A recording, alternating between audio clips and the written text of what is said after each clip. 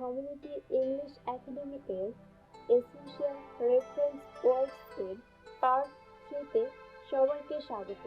চলো শুরু করা যাক।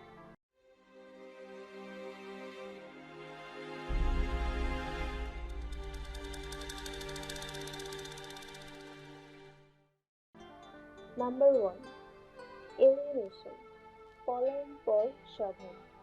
ল্যাটিন এলিয়েনেশিও এই শব্দটির উৎস।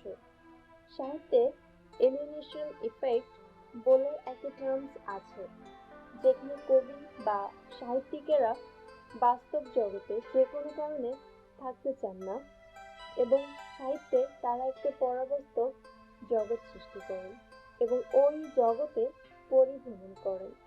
এভাবে সাহিত্যিকেরা যখন পাঠকদেরকে বাস্তব থেকে ক্ষণিকের জন্য হলেও পরবাস্তব জগতে নিয়ে যান বা কবি নিজেই বিচরণ করেন, তখন ওই অবস্থাটিকে এলিয়েনেশন ইফেক্ট বলা হয়ে থাকে। জার্মান ড্রামাটিস্ট বার্টোল্ট ব্রেখট সর্বপ্রথম এই ফ্রেজটি ব্যবহার করেন তার alienation effects in Chinese acting গ্রন্থে, যেখানে তিনি লিখেছেন, Chinese plays hold alienation effects through the choral arrangement of stages and costumes. Number 2, allure, প্রলুব্ধ করা, entice. মিডল ইংলিশ অ্যালিয়েন থেকে শব্দটি এসেছে। প্রলুব্ধ এমন কিছুকে বোঝায় যা আসলে নাই, ঠিক যেন মরুভূমিতে দিনের বেলায় মরীচিকার মতো, যেখানে মরুচারীরা দূরে পানি আছে বলে অ্যালুরড হলেও আসলে সবই ভুল ধারণা। হ্যামলিন গার্ল্যান্ড তার the tyranny of the dark এ লিখেছেন, as the beauty of the night defamed the girl's beauty, allured like the moon. রাত যত গভীর হতে থাকলো, নারীর সৌন্দর্য তাদের আলোর মতো প্রলুব্ধ করতে থাকলো। অ্যালুশন, পরোক্ষভাবে উল্লেখ। ল্যাটিন অ্যালুসিও থেকে অ্যালুশন শব্দটি এসেছে। জন কেটস ওড টু নাইটিঙ্গেল কবিতায় লিখেছেন, My heart aches and a drowsy numbness pains my sense, as though of hemlock I had drunk, or emptied some dull opiate to the dregs. 1 minute passed, and the little words had sunk. এই অংশে Keats চতুর্থ লাইনে লিখেছেন, and the little words had sunk. তিনি লিথি নদীতে যেন ডুবে যাচ্ছেন। এখানে লিথি নদীর উল্লেখ হলো অ্যালুশন, কারণ গ্রিক মিথে লিথি হলো সেই নদী যেখানে মানুষ স্নান করলে সব ভুলে যায়। কিডস নাইটিঙ্গেল পাখির গান শুনে জাগতিক সব কিছু যে ভুলে যাচ্ছেন সেটা প্রকাশ করতেই লিথি নদীকে অ্যালুশন হিসেবে ব্যবহার করেছেন। নাম্বার 4, অ্যামেজমেন্ট, বিস্ময়ে বিহ্বল অবস্থা।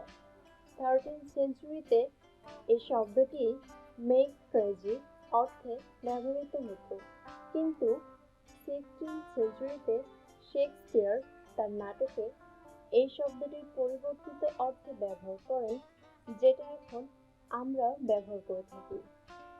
তিনি তার সমগ্র কর্মে 13 বার এই শব্দটি ব্যবহার করেছেন বিস্ময়ে বিভূত অর্থে।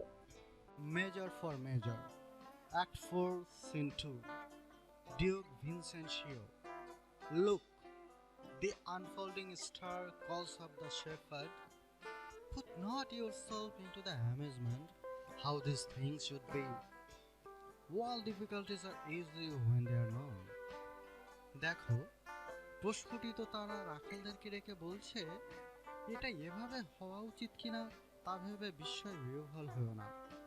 যে কোনো সমস্যা সম্পর্কে জ্ঞান থাকলে সেটা তখন সহজ হয়ে যায়। নাম্বার 5, অ্যানার্কি, নৈরাজ্য, ডিসঅর্ডার। অ্যানার্কি এবং অ্যানার্কিস্ট এই শব্দ দুটি প্রাচীন গ্রিক থেকে এসেছে। এবং ইউরোপে ফ্রেঞ্চ রেভলিউশনের সময় খুবই জনপ্রিয়তা পায়। সরকার ছাড়া রাষ্ট্র ব্যবস্থাকে অ্যানার্কি এবং সেই মতবাদে বিশ্বাসী হলেন anarchist. Donald Drew Egbert social radicalism and the arts এ লিখেছেন, anarchy rejects the idea that society is governed by rational laws. Antagonist, competitor, ancient Greek antagonistes, anti against এবং agonistes actor এর সমন্বয়ে গঠিত। সুতরাং শাব্দিক দিক থেকে একজন অ্যাক্টর এর বিপরীত শক্তি হিসাবে বা ওই অ্যাক্টর এর বিরোধী হিসাবে যে কাজ করে তিনি অ্যান্টাগনিস্ট। আবার প্রাচীন গ্রিকে নাটকে নায়কের বিপরীতে যিনি বিরোধী ভূমিকায় থাকতেন তিনি অ্যান্টাগনিস্ট। কিন্তু এটির বাস্তব ভিত্তিক ব্যবহারও আছে, যেখানে রূপক অর্থে একই ব্যক্তির মাঝে ইভিল স্পিরিটকেই সেই ব্যক্তির অ্যান্টাগনিস্ট বলা হয়েছে।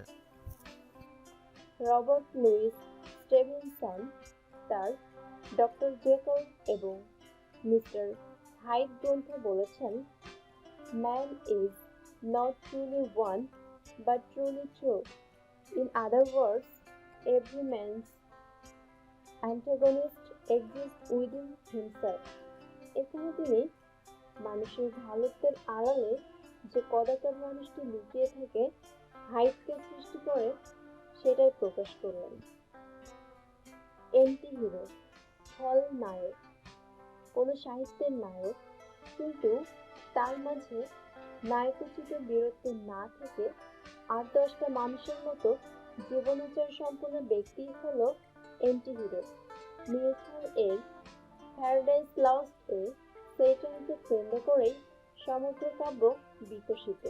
তাই সে কাব্যের হিরো, কিন্তু সেইটানের আছে ভিলানি ইনস্টিংক্ট, তাই তিনি এন্টি হিরো। নাম্বার 8, অ্যান্টিসেমিটিজম, ইহুদি বিদ্বেষবাদ। জার্মান অ্যান্টিসেমিটিজম থেকে এটি এসেছে। In 1879, German political aviator Wilhelm mark এই শব্দটি প্রথম ব্যবহার করেন। সেমিটিক শব্দটি আফ্রো এশিয়াটিক ভাষার একটা উপশাখার নাম, যা থেকে আরবি, হিব্রু, কিছু আফ্রিকান ভাষার সৃষ্টি। তবে বর্তমানে শব্দটির রাজনৈতিক ভাষ্য হল ইহুদিদেরকে সেমিটিক বলা হয়ে থাকে, যা আব্রাহাম এর বংশধর। আর ইতিহাসে ইহুদি বিদ্বেষকেই অ্যান্টিসেমিটিক বলা হয়ে থাকে, যেমন হিটলার এর ইহুদি নিধন প্রকল্প। উইলিয়াম শেক্সপিয়ারের মার্চেন্ট অব দ্য ভেনিসে শার্লককে ভিলেন বানানো হয়েছে তার ধর্মের কারণে।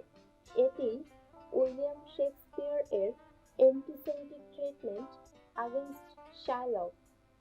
অ্যান্টোনিও গল্পের অন্যতম কেন্দ্রীয় চরিত্রের আচরণের কথা বলেছেন, যার মধ্য দিয়ে ইহুদি বিদ্বেষের প্রবণতা ফুটে ওঠে। Has not a Jew eyes, has not a Jew hands, organs, dimension, senses, affections, passions?